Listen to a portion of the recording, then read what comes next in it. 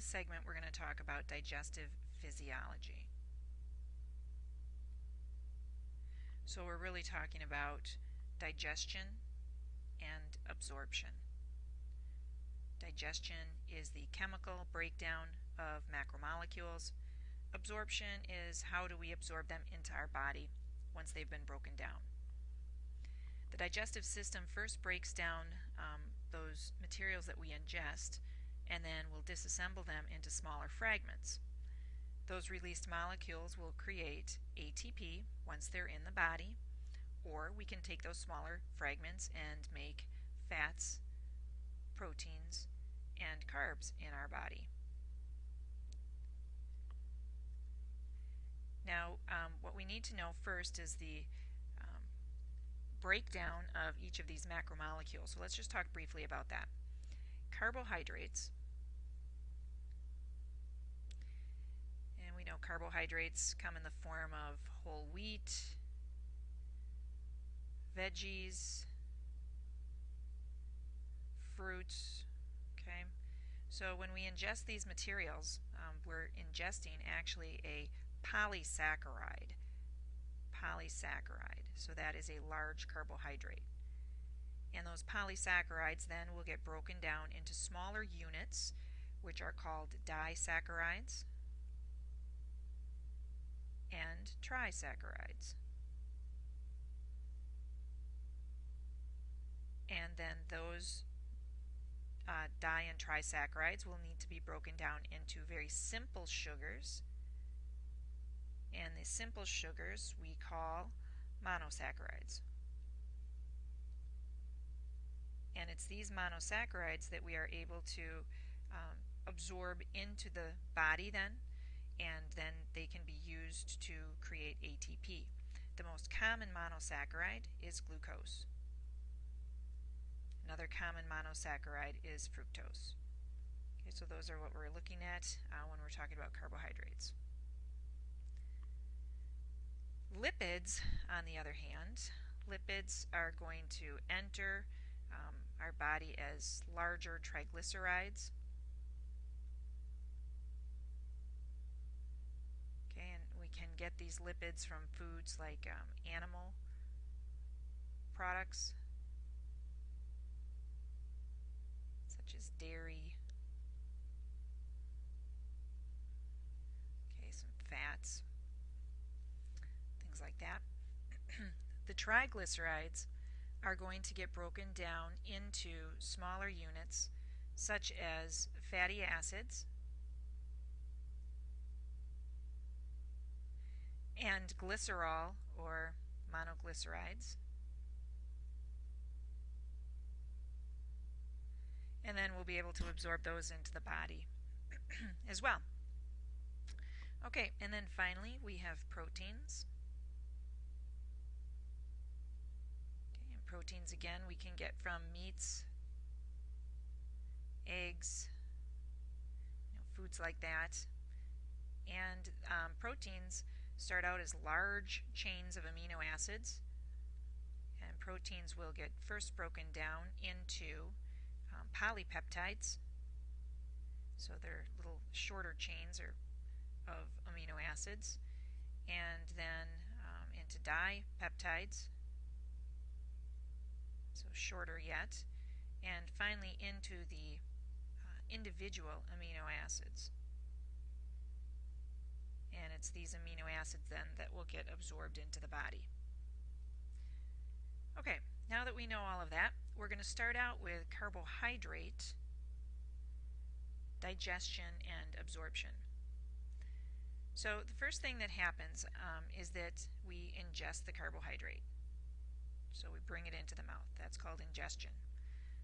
Once in the mouth, these salivary glands will start secreting a substance called salivary, because it's coming from the salivary gland, so salivary amylase. Salivary amylase. Now salivary amylase is going to start to break those polysaccharides into di and trisaccharides. Okay, so we're going to break them down a little bit smaller.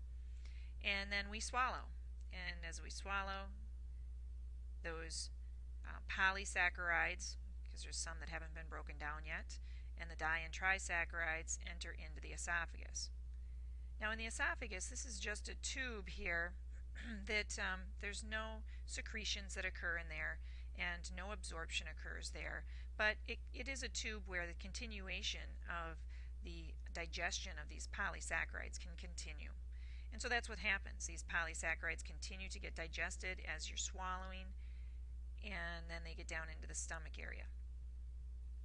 Now in the mouth and in the esophagus, the pH was at about 4.5, and that's a good pH for this salivary amylase to work. But once we reach the stomach, there's a lot of other acids in there, and the pH will then drop to 1.5 to 2.0.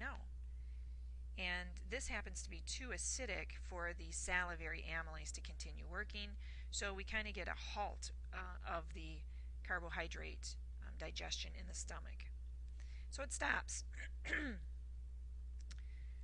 But then the chyme, after the stomach churns it up and mixes it with the enzymes in the stomach, the chyme will enter into this longer tube, which is called the small intestine. And the first part of the small intestine, of course, is the duodenum.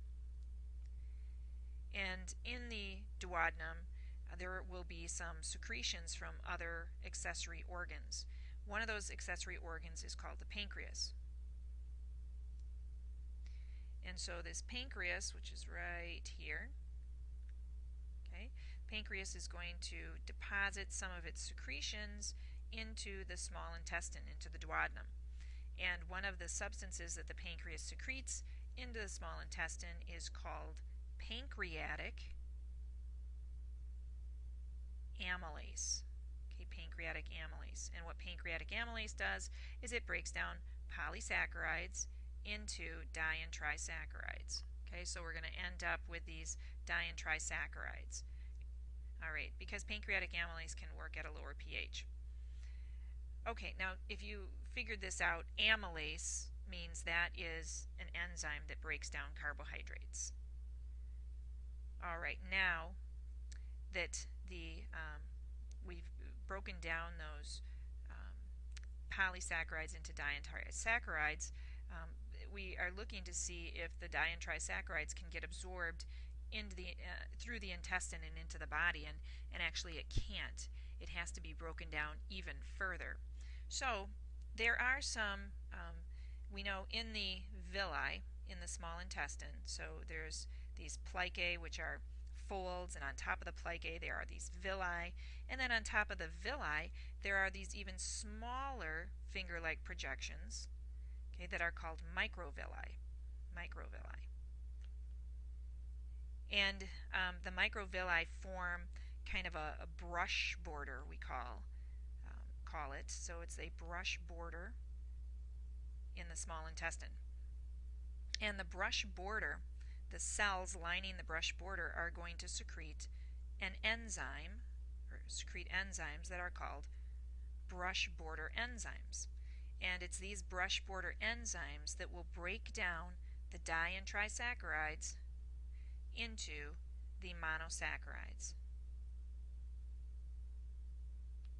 Okay, and it's these monosaccharides that can get absorbed into the body.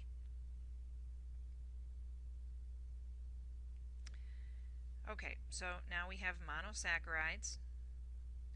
We've been able to break those polysaccharides all the way down into those small monosaccharides. The monosaccharides are going to get absorbed in the jejunum, and the jejunum is the second part of the small intestine. So here's the duodenum. It's very short. It's only about a foot long. And then we have this long jejunum. And the jejunum is there are these again villi, and inside the villi there are some blood vessels. Okay, and these blood vessels lead into larger blood vessels, and these larger blood vessels are going to head to the liver. Okay, so monosaccharides get absorbed into the blood, and all blood leaving the intestinal area will go to the liver. And here in the liver, the liver will do some metabolic regulation and figure out what to do with the monosaccharides. Okay, the next thing we have are lipids.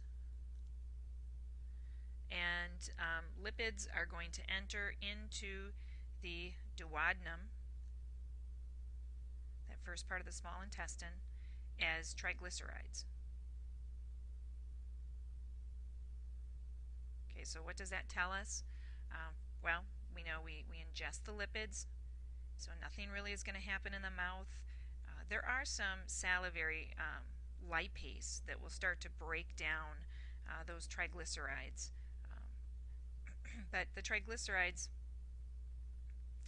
you swallow them, they get down into the stomach, there's no digestion in the stomach, and then finally they get into the duodenum. And so really digestion for lipids begins in the small intestine. So the triglycerides enter into the small intestine as large lipids. Okay, and then what's going to happen is that these large lipids, or these large lipid drops, are going to break down into tiny droplets. And how that happens is that as soon as the lipids are in the duodenum, this large organ here, which is called the liver, is going to secrete a substance called bile. And so bile will be, through a duct, will be deposited into that duodenum, and then the bile breaks those large lipid drops down into tiny droplets. And then after that, now we're at tiny droplets in the small intestine, and at that point, this other organ here, again, the pancreas, is going to secrete its enzymes into the duodenum, and the pancreas secretes what's called pancreatic lipase. Pancreatic lipase. And pancreatic lipase is going to break those tiny droplets down into fatty acids and monoglycerides.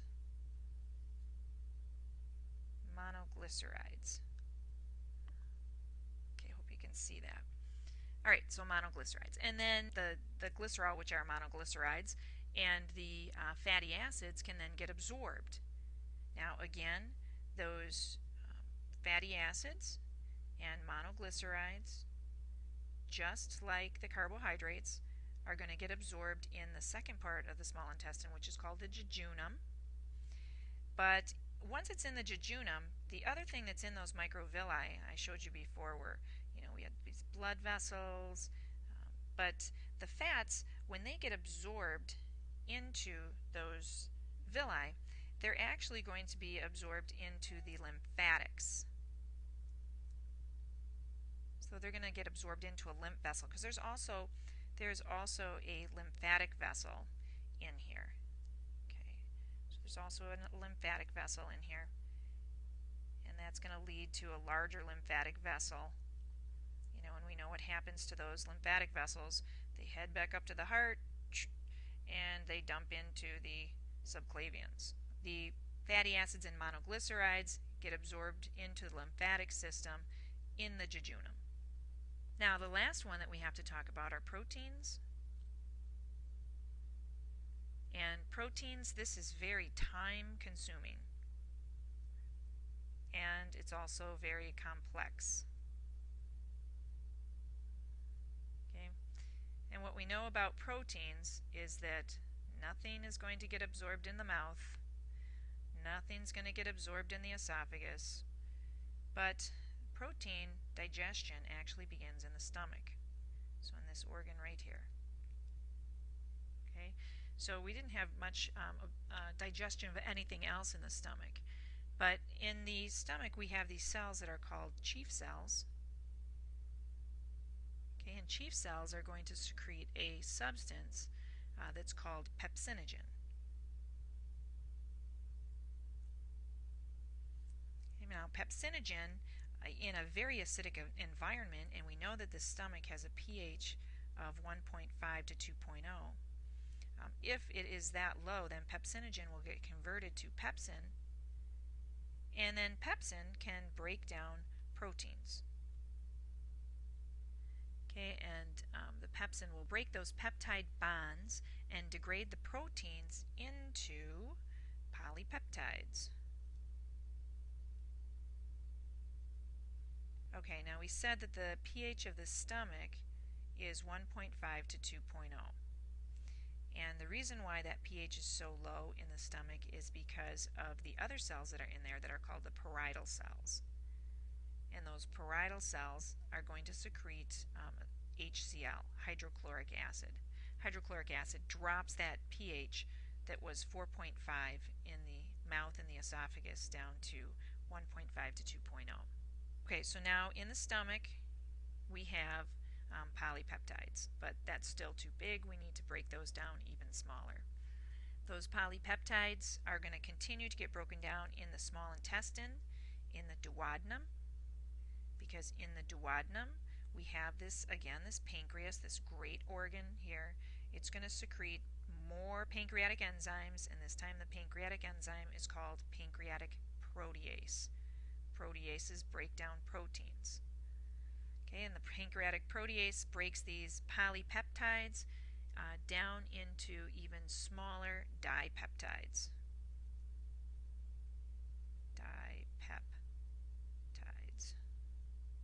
Dipeptides. Okay, so now in the duodenum we have dipeptides. Alright, now at the base of the epithelial cells in the duodenum, there are some simple columnar cells that are going to secrete what's called a dipeptidase. And ACE, that tells us is an enzyme. Dipeptidase is going to break those dipeptides down into individual amino acids. Okay, and then these individual amino acids can be absorbed into the body. And they're going to get absorbed in the jejunum. Okay, so the second part of the small intestine is the jejunum. That's where everything so far has been absorbed. And they're going to get absorbed into the blood. And we know that all blood leaving the small intestine is going to go to the liver. That's the end of digestion and absorption of carbohydrates, lipids, and proteins.